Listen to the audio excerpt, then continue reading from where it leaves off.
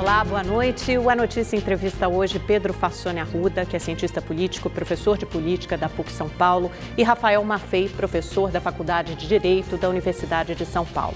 Nós vamos discutir os aspectos jurídicos e políticos das eleições a menos de 2 semanas do primeiro turno. Sejam muito bem-vindos. Obrigada por aceitar o convite. Obrigado pelo convite. A gente tem promovido mais frequentemente um debate no É Notícia. A gente chega perto do primeiro turno, né? Menos de 2 semanas, numa eleição que foi muito quente, mas acho que mais com cara de corrida de 100 metros do que uma maratona, né? O que vocês acham, eu começo por você, Pedro, o que teremos nessas eleições, nessas próximas 2 semanas, na reta final do primeiro turno? O que você acha que a gente tem que ficar de olho? Que cenário você enxerga como mais provável? O cenário mais provável é esse que já vem se delineando na última semana. A manutenção do candidato Bolsonaro, em primeiro lugar nas pesquisas de opinião de voto, de opinião pública, e a consolidação do Fernando Haddad, do PT, em segundo lugar, à medida em que ele vem conquistando essa transferência de votos aí que seriam dados para o ex-presidente Lula, que agora foi declarado inelegível pela Justiça Eleitoral. Então, basicamente, esses 2 candidatos com uma polarização, de um lado o candidato de extrema direita, Bolsonaro, e de outro o candidato de centro-esquerda, o Fernando Haddad pelo PT.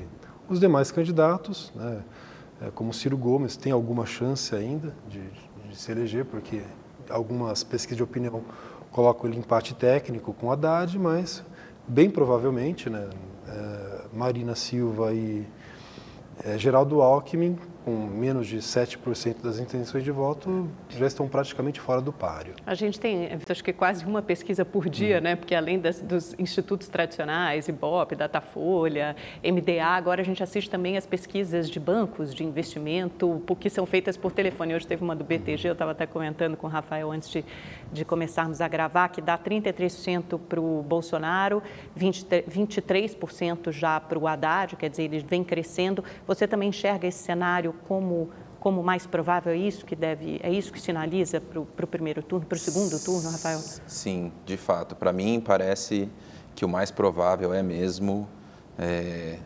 Bolsonaro e Haddad no segundo turno. A candidatura do Bolsonaro parece estar a essa altura relativamente consolidada. Por mais que haja variações de metodologia e vários institutos, há um razoável consenso em apontar a tendência ainda de crescimento do Fernando Haddad, em detrimento principalmente da Marina e um pouco do Alckmin, um pouco do Ciro. Eu acho que o Alckmin nunca decolou nessa campanha, né? A Marina que realmente começou bem e depois derreteu, perdeu votos. Agora, 2, 3 semanas atrás, né? O Haddad era uma incógnita, o Bolsonaro não tinha sido esfaqueado. Na campanha de 2014, tudo parecia relativamente encaminhado, caiu o avião, o Eduardo Campos, então 2 semanas... Pode ser uma eternidade, mas, né? assim, a gente depende de um fato, neste momento, desconhecido, na minha opinião, e relativamente imprevisível para abalar isso que parece estar relativamente consolidado. Eu acho que essa eleição vai servir como um case para as demais, né? Porque se a gente imaginar que o Alckmin tem um apoio de todos os partidos maiores e mais importantes do Congresso Nacional, né? Que ficou conhecido como o centrão, os mais fisiológicos, mas também que garantiram a ele um latifúndio em termos de tempo de TV e rádio, e além dos palanques estaduais, e mesmo assim ele não conseguiu subir nas pesquisas. Para você, Pedro, o que definiu esse segundo turno, essa polarização, não com o PSDB, como muita gente achou na pré-campanha ainda que pudesse se repetir, uma polarização PT e PSDB, mas sim uma polarização PT e um candidato da extrema-direita? Esses elementos que você apontou, como o apoio de uma grande quantidade de partidos políticos, pode ser também o próprio calcanhar de Aquiles da candidatura do Alckmin, porque nesse momento existe um sentimento generalizado aí da população contra os partidos políticos tradicionais. Isso é algo que a gente pode constatar desde junho de 2013, quando uma grande parcela da população saía nas ruas, entoando algumas palavras de ordem, entre elas, o povo unido não precisa de partido, ou nenhum partido nos representa, né? Então, de fato, o Geraldo Alckmin vem sofrendo desgaste de uma administração muito mal avaliada, aliás, não do PSDB, tanto na capital quanto no estado de São Paulo. Isso daí acabou fazendo com que ele perdesse força, e é justamente esse sentimento até mesmo de crise das instituições. Né, muitos institutos fazem pesquisas para avaliar a opinião da população sobre as instituições, sobre o Congresso, sobre o Poder Judiciário, por exemplo, as Forças Armadas, e são muito mal avaliadas, inclusive. Então, isso abre o terreno para que um outsider, como o Bolsonaro, que explora justamente, com bastante habilidade, sem fazer nenhum juízo de valor, mas explora esse sentimento da população aí contra os partidos tradicionais, embora ele seja um político tradicional. É isso que eu ia falar. O discurso, ele está ali no Congresso há muitas legislaturas, mas ele se coloca como novo, quando a gente sabe que não é. Mas o discurso também tem um forte impacto aí sobre o comportamento do eleitorado. Então ele explora esse sentimento, tanto é que Bolsonaro e a chamada direita tradicional, incluindo o PMDB, PSDB, marcharam juntos durante as manifestações contra o impeachment da Dilma. Né? E a gente sabe que até alguns tucanos chegaram a ser hostilizados nessas grandes manifestações por pessoas que justamente jamais tiveram uma militância político-partidária também. Então, Bolsonaro vem crescendo, né? Ocupando justamente esse lugar que anteriormente era do PSDB. E o Partido dos Trabalhadores, ele acaba saindo um tanto ileso dessa crise, né? Por algumas razões. Né? Há um discurso de que o Lula é um prisioneiro político, foi condenado injustamente ou sem provas, enfim, né? E uma grande parcela da população pensa também dessa maneira e acaba fazendo com que os votos que seriam dados ao ex-presidente Lula, a gente sabe que ele está inelegível, né?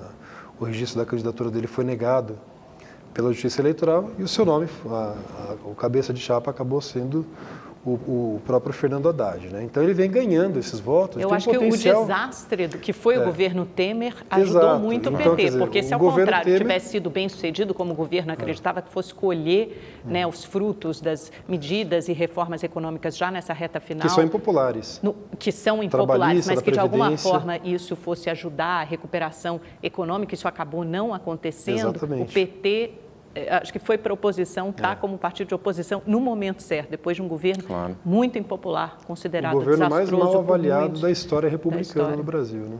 É muito comum, isso é interessante, porque muitos candidatos e políticos vieram ao É Notícia, principalmente nessa fase de pré-campanha, Rodrigo Maia, muitos deputados, líderes, presidentes de partido e todos, e outras conversas por telefone de bastidor, todos eram unânimes em avaliar que assim que a propaganda eleitoral começasse no rádio e na TV, e isso ia ser um teste importante, a candidatura do Alckmin ia decolar e a do Bolsonaro, por outro lado, que não tinha tempo de TV, tem 8 ou 9 segundos, iria derreter e ser desconstruída, mas isso não aconteceu. Então, nesse sentido, Rafael, é até interessante porque essa eleição acaba servindo como um laboratório, né? Quer dizer, foi um candidato que construiu a sua campanha toda pela internet e conseguiu manter isso mesmo com um horário de tempo e de TV e palanques estaduais muito reduzidos. É verdade, mas, bom, algumas considerações. Primeiro, quando a gente tenta adivinhar o que vai acontecer em pleito eleitoral, a gente está tentando adivinhar, predizer, fazer uma previsão sobre o comportamento de eleitor. E tomando como base o passado. Isso. E comportamento de eleitor, tradicionalmente, é coisa muito difícil de se estudar, né? Então, às vezes, os eleitores parecem ter, por exemplo, votos absolutamente contraditórios do ponto de vista ideológico para deputado federal e deputado estadual, né? Uma pesquisa há não muito tempo mostrava que havia uma parcela considerável dos eleitores do Marcelo Freixo que havia votado, né, no Freixo para deputado estadual, do PSOL, e no Bolsonaro para deputado federal. Né? Recentemente saiu uma pesquisa de projeção de votos para o segundo turno, uma parcela do eleitorado do Boulos iria para o Bolsonaro. Então, é difícil você fazer... E mesmo do Lula para o Bolsonaro, isso, né? São dois extremos. Então, tentar explicar por que a gente imaginava que as pessoas fossem votar no Alckmin e não votaram, ou por que muita gente está apostando na candidatura do Bolsonaro, que me parece um equívoco do ponto de vista democrático, é algo difícil. Agora, objetivamente, esse tempo de TV que o Bolsonaro não teve foi, em grande parte, amortizado e minimizado pela enorme mídia espontânea que ele teve em função do atentado que ele sofreu, em primeiro lugar, e em segundo lugar, porque, inclusive reforçando como o Bolsonaro é uma raposa velha da política, ele sabe jogar muito bem com conquistar espaço na mídia espontânea que não seria, em princípio, destinado para ele. Então, todos esses arroubos de violência, de discurso explosivamente antidemocrático, de ameaçar metralhar pessoas, de fazer manifestações abertamente misóginas, ele sabe que vão colocá-lo na primeira página dos jornais e que forçarão os seus candidatos a se posicionarem rejeitando o seu discurso e, portanto, alimentando a ideia de que ele é a oposição a tudo que está aí, quando, na verdade, ele só é alguém que é uma raposa velha desse jogo e sabe jogar isso muito bem. O que também o permite insistir nessa polarização e abrir mão de apresentar aquilo que qualquer candidato deveria apresentar, que é proposta de qualquer coisa. Né? Uma proposta razoável, uma proposta inteligível para retomar emprego, para combater o déficit fiscal.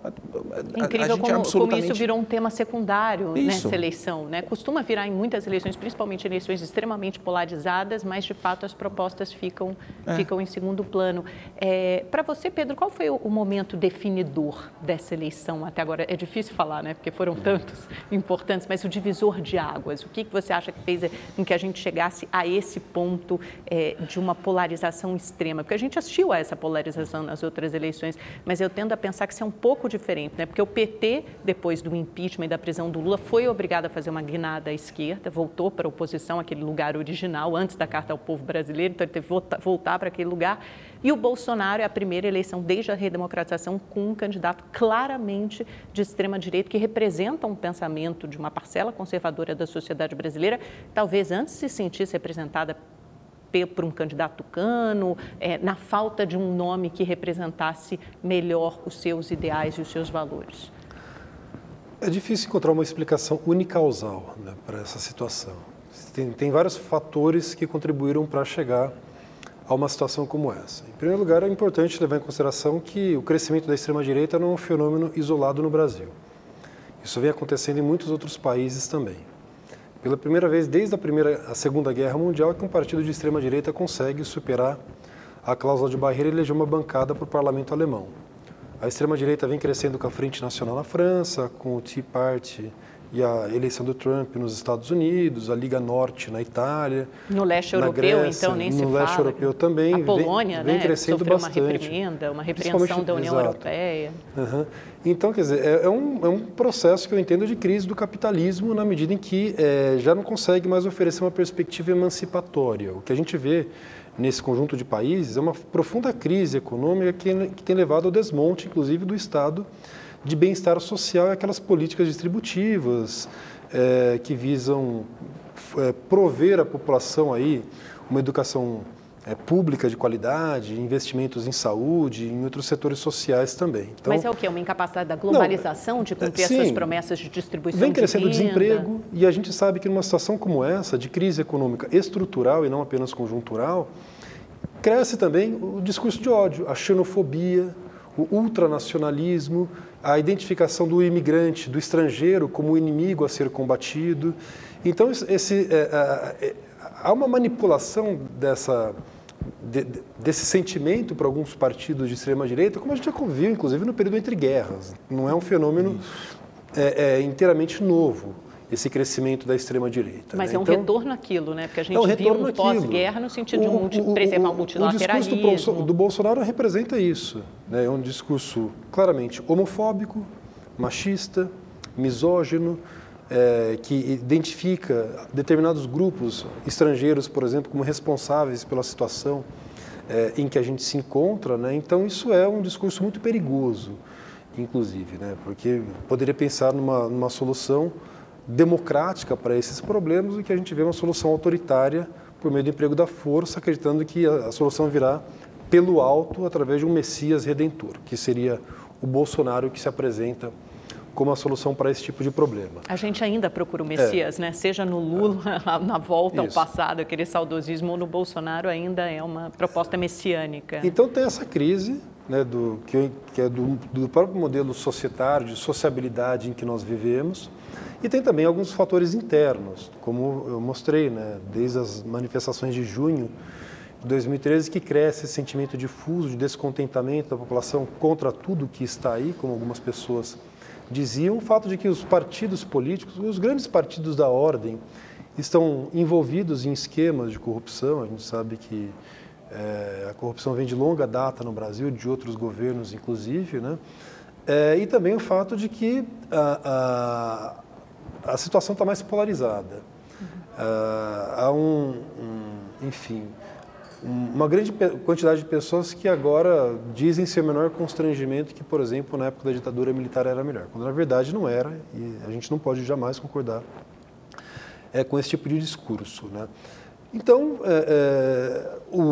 e o outro lado da moeda é justamente o fato de que, embora a polarização PT e PSDB muito provavelmente seja rompida pela primeira vez aqui no Brasil desde 94, o PT continua com um candidato competitivo. Quer dizer, o PSDB, na verdade, sofreu um desgaste muito maior pós-Lava Jato, embora tenha sido menos envolvido com personagens menos importantes que o PT, mas de alguma forma o PT paga o preço, o PSDB paga o preço se reinventar por fazer parte do governo Temer. Até pouco tempo atrás, Aloysio Nunes e José Serra, por exemplo, eram ministros das relações exteriores aí.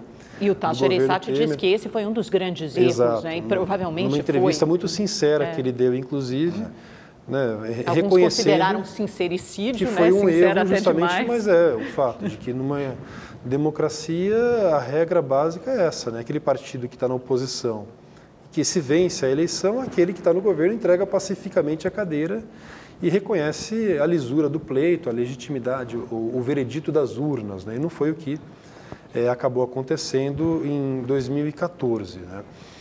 E paga o preço justamente por por ter apoiado o governo mais impopular do período republicano no Brasil. E, por outro lado, tem o Fernando Haddad, que consegue herdar uma parte daquele eleitorado que tradicionalmente votava no Lula.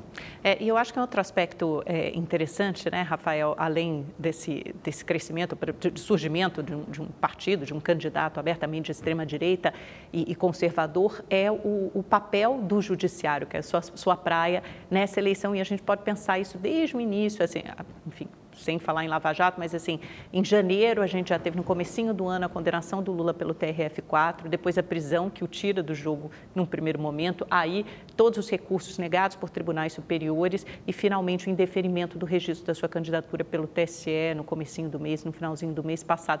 Então, quer dizer, o judiciário como protagonista do processo eleitoral, quais as consequências disso e o impacto disso no pleito e eu acho que até no imaginário social? Tá, bom, uma vez que a lei da ficha limpa era um dado, vinha sendo aplicada, já havia barrado candidaturas em outras situações, me pareceria inadequado se ela não barrasse episodicamente apenas a candidatura do ex-presidente Lula. Isso não elimina a contestação que você possa fazer à qualidade da decisão que o condenou, se o processo andou rapidamente para que, né, o tempo da condenação fosse adequado ao tempo do indeferimento da candidatura, mas quando o TSE foi chamado a responder essa questão, a condenação era um dado, a condenação por órgão colegiado em segundo grau era um dado, a jurisprudência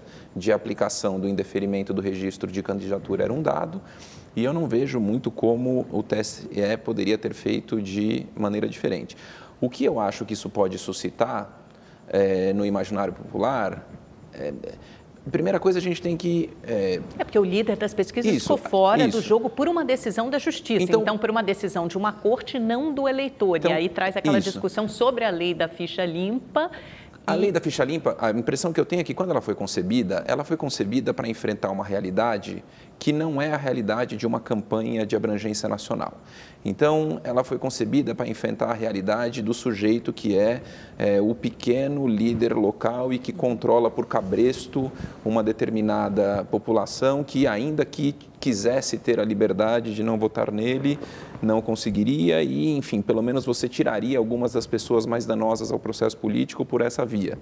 Outra, em eleição para o legislativo, né, essas eleições proporcionais com grandes coligações partidárias, às vezes a impressão que dava é que alguns candidatos eram um pouco como, né, barata em guerra nuclear, que não importa, o bombardeio é que essas pessoas fossem submetidas pela justiça ou pela imprensa, essas pessoas apareciam de novo eleitas ali no Congresso e isso passava a impressão de que havia gente que conseguia jogar com o jogo da eleição ou do processo eleitoral de um jeito competente a ponto de elidir essas barreiras que deveriam ser barreiras a uma candidatura. A lei da ficha limpa me parece que surge muito nesse espírito.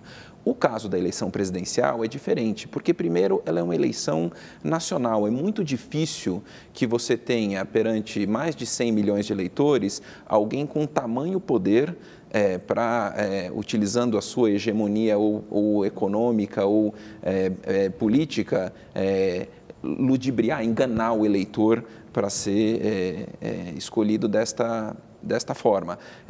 Sem dúvida alguma, fica um pouco... Mas o fato é que aconteceu, isso, né? Quer dizer, a maioria do eleitorado, no segundo turno, ele venceria qualquer outro adversário se tivesse sido concedido o direito de concorrer. E talvez aqui eu esteja um pouco invadindo a área do Pedro, mas é um pouco também importante a gente considerar o que isso diz sobre como a população brasileira enxerga a situação do Lula. Ninguém ignora que Lula foi condenado, ninguém ignora que Lula está preso, todo mundo sabe disso, o que talvez poderia ser diferente, por exemplo, do candidato a deputado estadual de uma cidade pequena, ali de São Paulo, que coleta votos no país inteiro e tem lá problemas na justiça na sua cidade, mas o pessoal do resto do estado não sabe. Ninguém tem dúvida do que aconteceu com Lula. O que isso pode dizer sobre o que as pessoas representam né, da sua situação? As pessoas podem achar que ele não deveria ter sido condenado, as pessoas podem achar que ele tendo sido condenado, ainda assim ele fez mais por mim do que o outro que, né, só não foi condenado porque, né, conseguiu escapar, mas tem culpa no cartório. Isso também tem um pouco a ver com esse sentimento de descrença generalizada. E nesse sentido, muito embora haja uma insistência de fazer uma equiparação, por exemplo, entre o messianismo representado pelo Bolsonaro e o messianismo representado pelo Lula, a situação dos dois me parece diferente, porque o Lula tem um histórico de 8 anos no governo, pelo qual as pessoas são capazes de medir os efeitos do seu governo na vida que elas têm. E o Bolsonaro não tem? O Bolsonaro não. O Bolsonaro tem um histórico de 30 anos no Congresso Nacional, desfilando ofensas, grosserias, criminosas em alguns casos e que não tem absolutamente nada, nem em termos de um plano, nem em termos de uma ideia que ele possa apresentar como algo crível. Mas a semelhança do Lula parece não importar para a parcela do eleitorado que escolhe o Bolsonaro. Pedro, você acha que alguma, e aí eu faço a mesma pergunta para os dois, vocês enxergam alguma ameaça à democracia? E isso tem sido muito colocado em discussão. Ameaça à democracia ou ao livre e bom funcionamento das instituições na eleição de qualquer um desses candidatos que a gente vê aí? Bom, como sociólogo e cientista político, eu tenho que levar em consideração que existem muitos déficits de democracia independente do resultado eleitoral. Nós sabemos que o Brasil, de fato, apresenta déficits na questão da igualdade de gênero. Um déficit de democracia, menos representação. A questão, por exemplo, das oportunidades de acesso à justiça. Quando a gente compara brancos e negros, ricos e pobres, por exemplo, a gente isso vem de um histórico de desigualdade, a questão social. Da violência, da política de encarceramento em massa, do genocídio da população pobre, negra e periférica, da periferia, da falta de oportunidade de acesso à educação formal. Então, existem muitos déficits de democracia e não precisa ser cientista político, ter estudado muito, porque a gente sabe que alguns ditos populares, né, têm uma grande força explicativa. né, de quando as pessoas afirmam que, por exemplo, a justiça só se aplica para preto, pobre e prostituta, por exemplo. Isso tem uma grande dose de verdade. A gente não pode deixar de reconhecer isso. Deixar de reconhecer que o Brasil é um dos campeões mundiais em termos de desigualdade socioeconômica. Né, que a concentração da riqueza nas mãos de poucas pessoas ainda é absurda no Brasil. Né? Então, são déficits de democracia que a gente tem que, sim, levar em consideração. Por outro lado, analisarmos o funcionamento das instituições, quando a gente vê também, né, eu pesquiso, estou escrevendo um livro sobre a transição da ditadura para a democracia no Brasil e analisando o processo constituinte, 87 e 88. E a gente sabe que, por exemplo, em alguns aspectos, por exemplo, o papel constitucional das Forças Armadas, o artigo 142 da Constituição Federal, que trata do papel das Forças Armadas como garantidores da lei e da ordem, é exatamente idêntico ao da Carta Autoritária de 67 aqui no Brasil. Quando a gente sabe que em qualquer país democrático do mundo, as Forças Armadas são responsáveis pela defesa do território nacional em caso de uma agressão estrangeira, não para combater o assim chamado inimigo interno. Então, esse garantidor da lei e da ordem se torna muito vasto e abstrato função das Forças Armadas. Pode ser interpretado de uma maneira tão discricionária. Por exemplo, na eleição de um candidato, muita gente fala hoje, se o Fernando Haddad for eleito, algumas pessoas dizem que pode haver uma insatisfação nas Forças Armadas e a gente já viu declarações de generais na ativa ou reformados nesse sentido. O próprio general Vilas Boas, que é chefe das Forças Armadas, colocou em dúvida, em xeque, a legitimidade da eleição depois da facada do Bolsonaro. Em qualquer país democrático ele seria punido por isso, porque o poder militar se submete ao poder civil.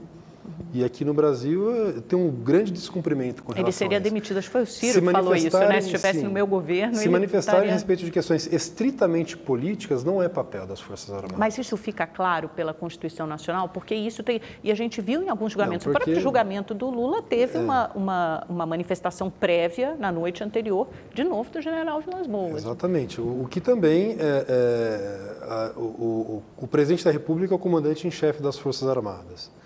Então, deveria ter tomado também alguma atitude a respeito disso e não tomou, né, lavou as mãos diante de uma coisa tão absurda quanto essa. Então, isso mostra que a gente ainda está longe de ter uma democracia plena no Brasil.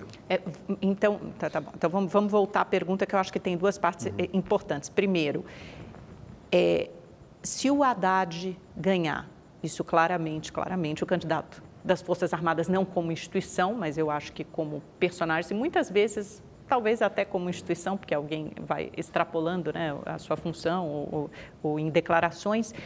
Se, no caso desse cenário polarizado, um candidato do PT, o Fernando Haddad, ganhasse, você vê, Rafael, risco de algum tipo... não sei se golpe é a palavra, mas se houver desordem, ou se houver manifestações, algum tipo de medida mais dura das Forças Armadas? É muito difícil fazer prognóstico nesse sentido. Eu, honestamente, e aqui é uma crença subjetiva minha, eu acredito que não. Que as pessoas fiquem descontentes e seguramente, pelo rumo que as eleições caminham, a parcela que sair derrotada ficará bastante descontente com o resultado das eleições, faz parte do jogo. Mas descontente ou não vai aceitar? Isso, daí a imaginar que, e é muito importante o que o Pedro falou, porque acho que há alguns esclarecimentos jurídicos que devem ser feitos. A ideia que às vezes circula na boca das pessoas de que existe alguma coisa chamada intervenção militar constitucional, isso é uma fábula, isso é uma mentira, isso não existe na Constituição. Militar só sai do quartel seguindo ordem do presidente da República. É assim que funciona na nossa Constituição, mesmo essas circunstâncias em que o Exército é chamado, né, excepcionalmente a garantir a lei e a ordem, elas são sempre subservientes, elas servem à preservação das instituições democráticas, a primeira das quais é o resultado das eleições. Se o Exército algum dia for sair do quartel, é para dar posse ao eleito. Qualquer coisa que não seja isso, não tem nenhum amparo jurídico, não tem nenhum amparo constitucional e chama golpe de Estado, golpe militar. Não existe nenhuma possibilidade de... A entrevista do vice do Bolsonaro, do general Mourão, é completamente desprovida a afirmação dele de que o Exército tem esse papel quase que, né, ungido pela sua missão essencial é completamente desconectada da Constituição, porque tudo e isso... E é sempre invocando isso, garantir garantir a lei e a ordem. Tudo, né? tudo isso pressupõe a liderança e a fiscalização de autoridades civis. Às vezes o presidente da República, às vezes o presidente da República junto com o Congresso Nacional. Então, qualquer pessoa que esteja trabalhando com este cenário deve ter claro para si, desde logo, que ela está flertando com um golpe e que isso não tem a menor chance de ser legitimado do ponto de vista da Constituição. Voltando aos dois candidatos, Haddad e Bolsonaro. Tem gente que fala que Bolsonaro representa uma ameaça à democracia pelo próprio discurso, contestando o resultado das urnas, dizendo que é fraude, ou então algumas declarações do general Mourão, fala na comissão, em eleger uma comissão de notáveis, né, o próprio presidente e o governo escolherem, não a sociedade, como deve ser, pelo voto popular, ou então mesmo de falar em aumentar o número de ministros de Supremo, ou sempre invocando os militares e a ordem. Tem gente que fala que o Bolsonaro representa uma ameaça à democracia nesse sentido e falam, de outro lado, que o PT também representaria uma ameaça, porque dizem que a eleição sem Lula é fraude, porque querem fazer o controle econômico, social da mídia e porque também podem não aceitar o resultado das urnas. É preciso fazer uma diferenciação entre essas duas candidaturas? Alguma delas representa uma ameaça à ordem democrática? Nenhuma representa uma ameaça? Como é que você se posiciona? Bom, com relação às propostas do PT, já falamos um pouco do Bolsonaro, né? Se essas propostas estiverem de acordo com a Constituição, de acordo com a lei, não são inconstitucionais. Por exemplo, controle social da mídia. O artigo 220 e seguintes da Constituição Federal, que tratam da comunicação social, estabelece claramente: os meios de comunicação social não podem, direto ou indiretamente, ser objeto de monopólio ou oligopólio. É uma forma de regulamentação econômica da mídia, como existe nos Estados Unidos, por exemplo. Proibição da propriedade cruzada, simples assim. Então, um grupo como o The New York Times, que tem o maior jornal de circulação nacional, não pode ter uma emissora de televisão, por exemplo. Então, quer dizer, isso está previsto na Constituição. O próprio Guilherme Boulos, ele recusa essa pecha de que é extremamente radical, na medida que ele fala: olha, a própria Constituição Federal reconhece o direito de propriedade, mas que ela deve cumprir a sua função social. Então, se a propriedade não cumpre a função social, um latifúndio improdutivo, ou que, por exemplo, submete trabalhadores à condição análoga de escravos, podem sim ser desapropriados para fins de reforma agrária. Então, quer dizer, são medidas totalmente, inteiramente identificadas com o espírito da Constituição brasileira, a Constituição cidadã, como chamou o ex-presidente da Constituinte, Ulisses Guimarães. Então, são medidas perfeitamente aplicáveis no contexto democrático, portanto. Já o Bolsonaro, ele tem um discurso, né, já antecipou que pode não reconhecer o veredito das urnas, né? Disse em entrevista anterior, inclusive, que se fosse eleito presidente da República, uma das primeiras medidas dele seria fechar o Congresso Nacional. Uma entrevista mais antiga, Sim, né? Hoje em dia ele não falaria um mas negócio não desmentiu, desse. Né? E o vice-presidente dele vem dando declarações mais ou menos nesse sentido também, né? Ele chegou a dizer que pretende fuzilar 30 mil petistas, né? Queria expulsá-los do Acre, inclusive estava com uma arma na mão ali, num discurso para uma multidão de pessoas, inclusive. Então, esse tipo de discurso é claramente contrário. Então, o que você está dizendo é que você acha que a eleição do Bolsonaro pode representar o risco à democracia? Mas sem dúvida nenhuma. Em que sentido? O que mudaria? Completamente. Eu poderia, por exemplo, dar um cheque em branco para a repressão aos movimentos sociais que lutam por direitos, por exemplo. A criminalização do movimento estudantil, sem terra, sem teto, por exemplo. Isso não poderia ser... Aí as instituições, a minha pergunta, as instituições não atuariam para tentar brecar esse comportamento? Então, tudo depende da correlação de forças, né? Tudo isso está em disputa. Existe disputa também dentro das instituições. Não há um consenso. A gente sabe, as decisões, a gente fala das instituições. As decisões do STF, por exemplo, são colegiadas. A gente vê divergência no voto dos ministros, enfim. Então, quer dizer, tudo isso vai estar sendo colocado em disputa. E há também uma grande possibilidade daquela direita liberal, mais tradicional, agora fora da disputa pelo governo, de pensar: puxa, agora eu acho que nós apoiamos o impeachment, entre outras medidas aí, mas agora esse candidato, o Bolsonaro, está indo longe demais aliás, esse é o discurso, inclusive, da campanha do candidato Alckmin. Né, dizer que, olha, nós não concordamos com esse tipo de discurso e a gente sabe que o governo Alckmin também não foi tão preocupado com a questão dos direitos humanos aqui no governo de São Paulo. É um discurso que tem trabalhado bastante, né, da campanha do Alckmin, de algumas outras campanhas, com medo, né, de que a eleição ou do Haddad ou do Bolsonaro representaria uma venezuelização. Nossa, que o Brasil virasse uma Venezuela, mais fácil falar assim. Mas, enfim, que representaria riscos, porque um seria a volta ao governo Lula e o outro é simplesmente desconhecido e não tem experiência. Rafael, como é que você vê? Você acha que o Bolsonaro também representa um risco para as instituições democráticas? Já acha que o Haddad pode representar? Na minha opinião, é preciso a gente separar as divergências ideológicas que há dentro daquilo que a gente pode considerar uma disputa essencialmente comprometida com a democracia, daquilo que não está. Para mim, só quem não é comprometido e tem dado mostras de que não é comprometido é o Bolsonaro. Todos os outros candidatos, embora tenham divergências muito grandes entre si, nenhum deles fala que, por exemplo, não acredita em urna. Isso é absolutamente elementar. Se a gente for pensar o que constitui uma democracia tem que ter eleição, uma democracia tem que ter o reconhecimento do resultado eleitoral por todos os participantes, inclusive quem seja derrotado. Uma democracia tem que ter o mínimo de comprometimento com, por exemplo, a independência do Poder Judiciário. Quem é o candidato que tem feito discursos que coloquem em dúvida, coloquem em xeque a credibilidade do seu compromisso com isso? Até aqui é o Bolsonaro.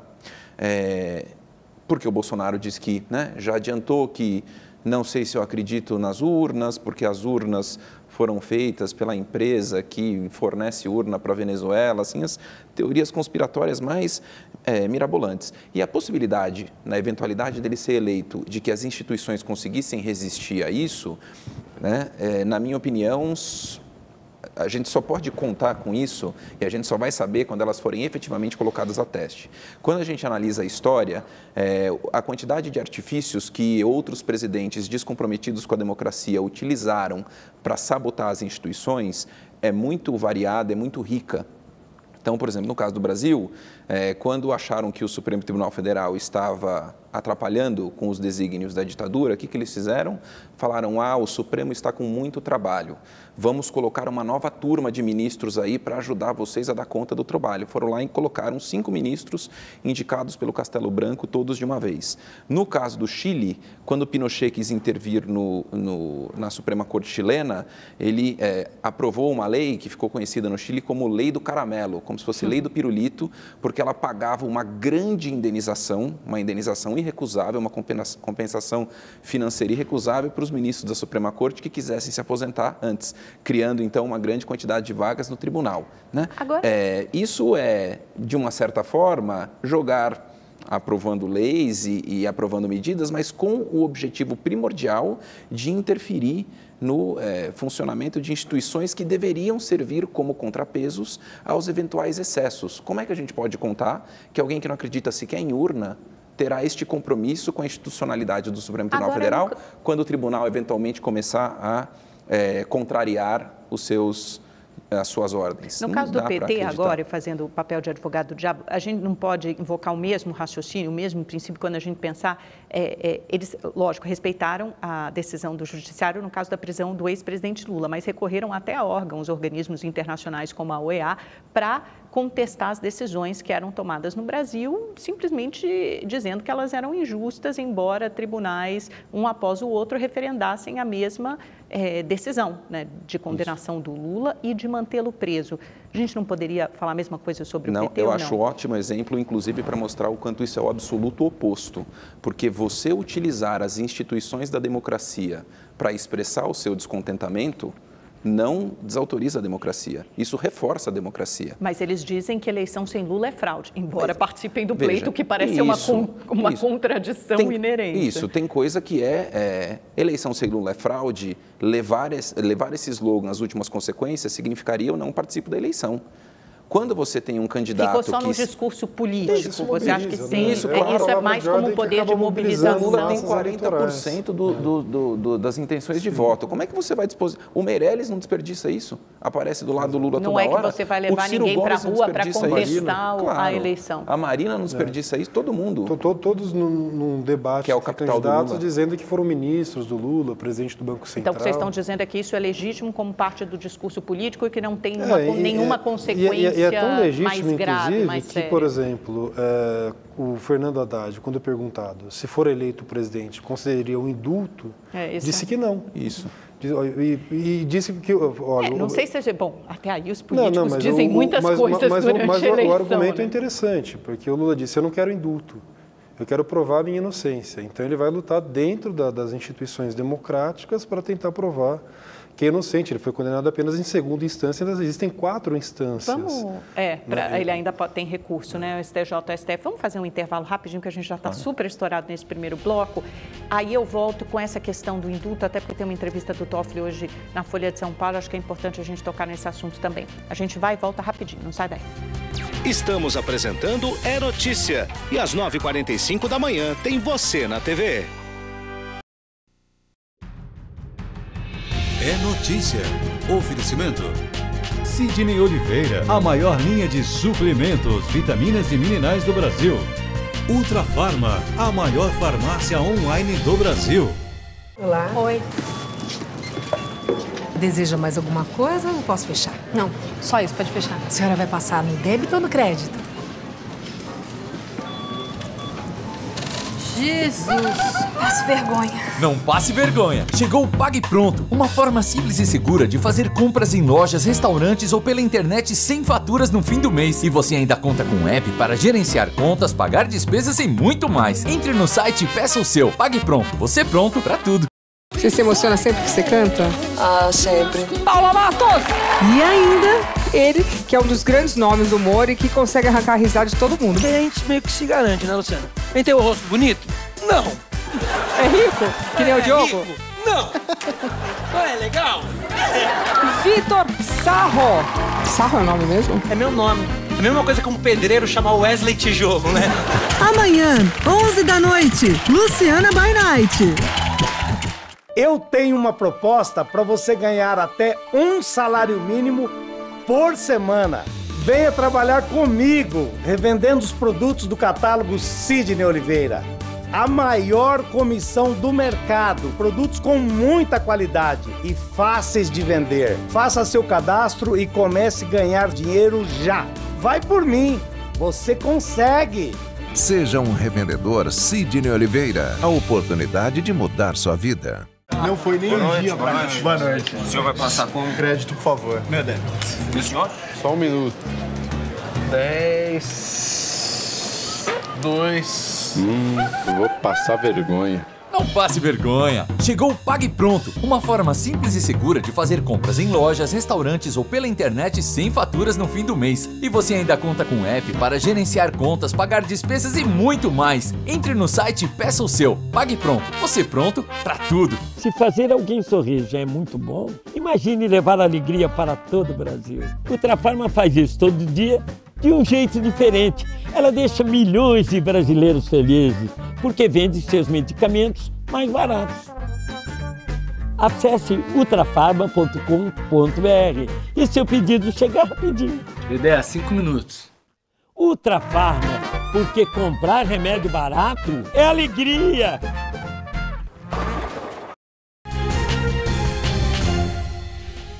Olá, estamos de volta com 2 convidados hoje, o professor Rafael Maffei, de Direito da USP, e o professor Pedro Arruda, de Ciência Política da PUC São Paulo. Começando pelo Rafael agora, que a gente ficou de discutir a questão do indulto, né, antes do intervalo. Hoje, numa entrevista à Folha de São Paulo, o novo presidente do Supremo Tribunal Federal, Dias Toffoli, diz que não existe indulto individual, né, deixa no ar, então, a possibilidade de um novo presidente, no caso de Fernando Haddad, for eleito, se ele poderia ou não conceder um indulto ao Lula. O que diz a lei, Rafael? Ele pode ou não? Olha, eu acho que o presidente Toffoli foi foi sagaz, foi maroto na resposta. Foi ligeiro. Porque, tecnicamente, muita gente dirá que o indulto individual não se chama indulto, se chama graça.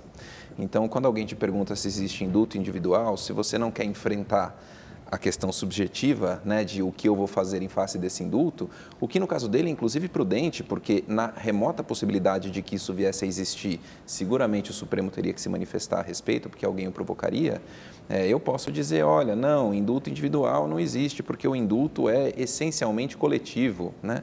Essa é a natureza do instituto jurídico. Mas a graça é o nome do indulto individual. Isso, se dá o nome de graça. Então, embora a lei de execução penal fale em indulto individual, mas a Constituição usa a palavra graça. Na hipótese disso ser feito, bom, primeiro, presidentes podem fazer isso? Presidentes podem. Em qualquer democracia presidencialista, indulto existe, né? O individual, o coletivo, na maior parte das vezes existem. Eles são usados? Às vezes eles são usados sim. Seria adequado, seria próprio, seria sábio usar um indulto individual para tirar um correligionário seu da cadeia no começo do seu governo? Na minha opinião, seria absolutamente desastroso. Mas aí é uma questão política. Isso, e permitiria que essa pessoa fosse contestada quanto à integridade democrática do uso que ela faz dos seus poderes. Todas as instituições, quando a gente chega na cúpula, no cume das instituições, existe uma quantidade menor de controle e existe uma quantidade maior, existe uma necessidade maior do exercício de uma autocontenção, de uma moderação, né? Se um ministro do Supremo, ou se os ministros do Supremo em conjunto quiserem abusar dos seus poderes, eles podem provocar, tomar medidas antidemocráticas, embora formalmente autorizadas em lei. O Haddad, na entrevista que eu li, claramente sinalizou que não pretende fazer isso, dando mostra de que ele entende que isso ou não seria sábio do ponto de vista da estratégia jurídica, porque o levaria a uma guerra com o Supremo logo no início do seu mandato, ou que isso não seria adequado do ponto de vista da estratégia política, porque...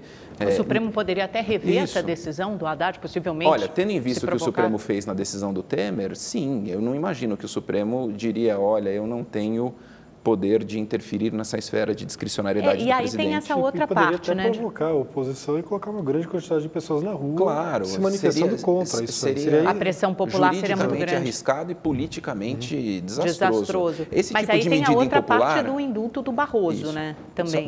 Me desculpa, deixa eu só fazer Esse tipo de medida muito impopular, os governos em geral guardam para os últimos dias dos seus... No apagar das luzes. Né? Como o Lula fez, por exemplo, com César Batista. E não para o começo.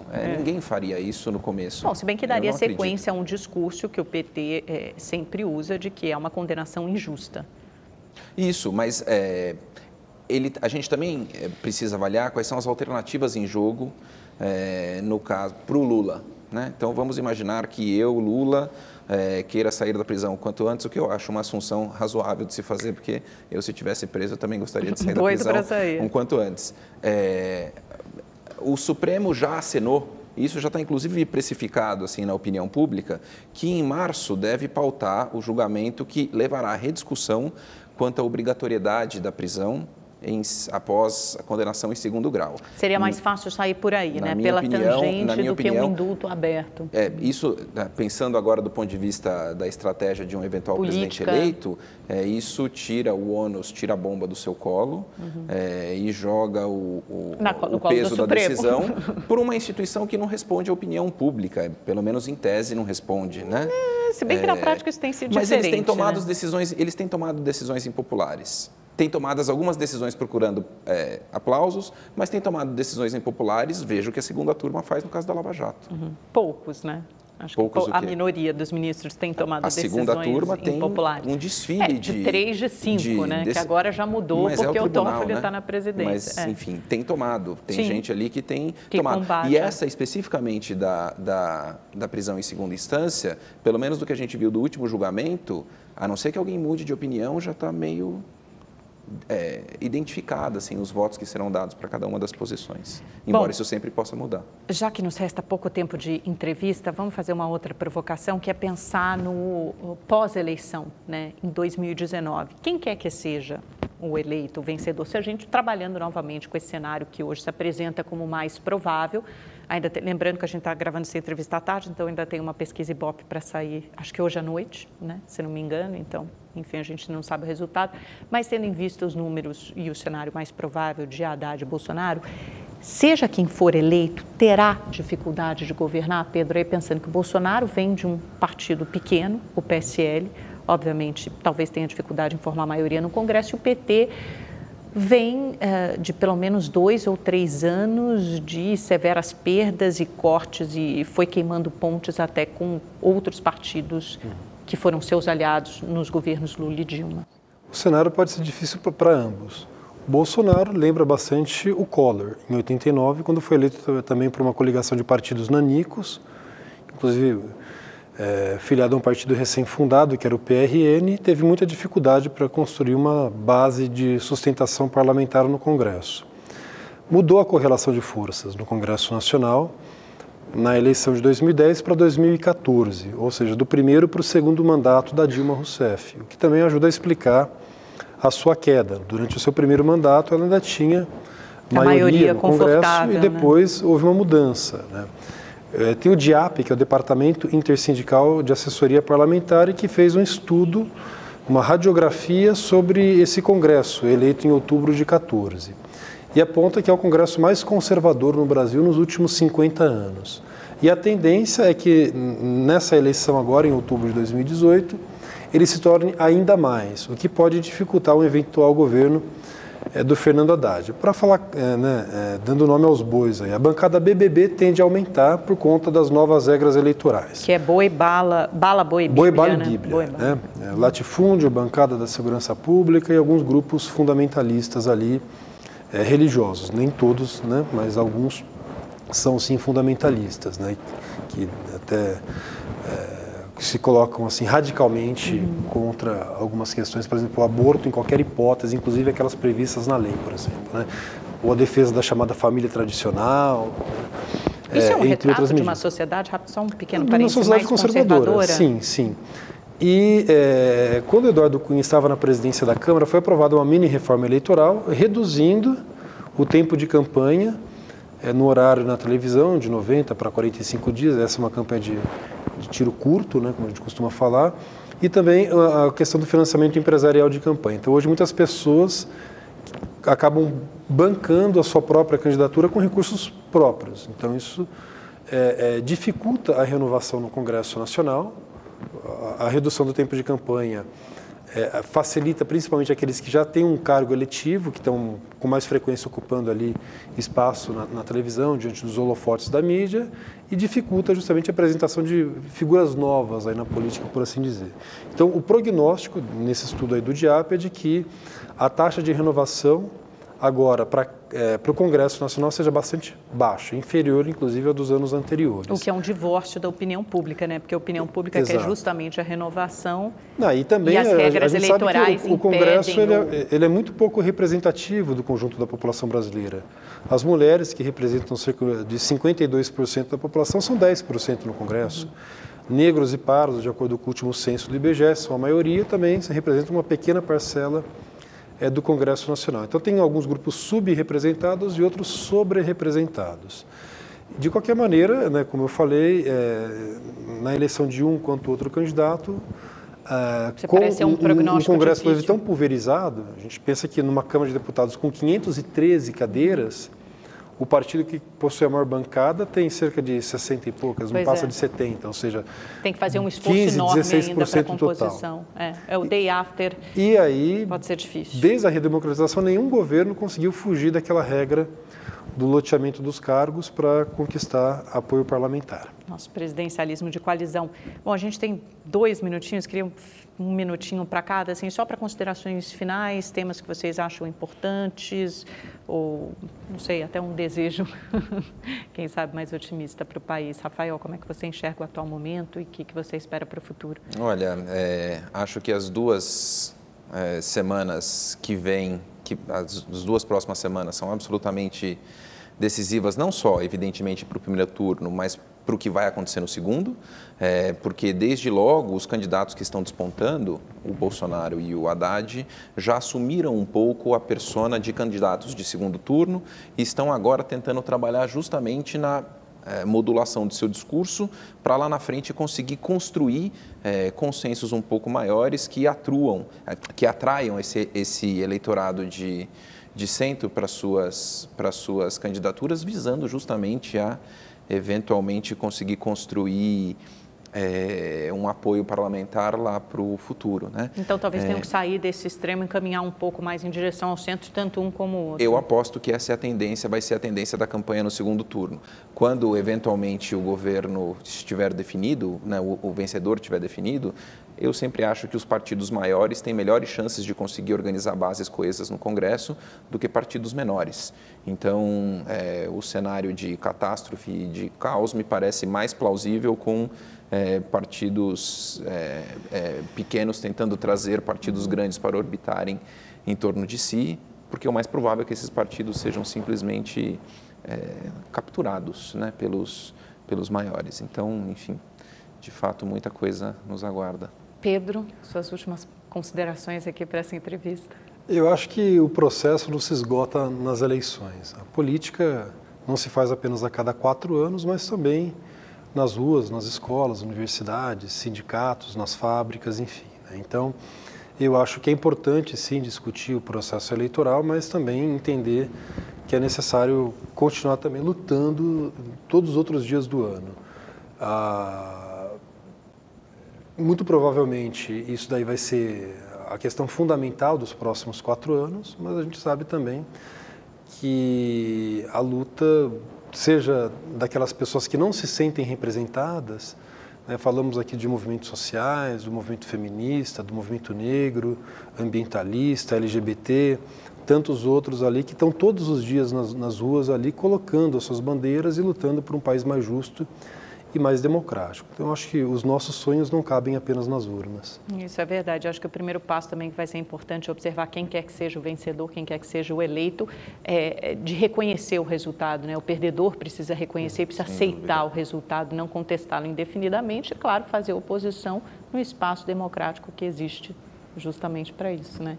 Obrigada, professores, pela participação. Agradecemos. Muito boa entrevista. Obrigada a você também pela sua companhia, pela sua audiência até o finalzinho dessa noite, tá bom? Tem mais segunda-feira que vem, a gente volta com um novo convidado, um novo entrevistado. Uma ótima semana, boa noite, até lá.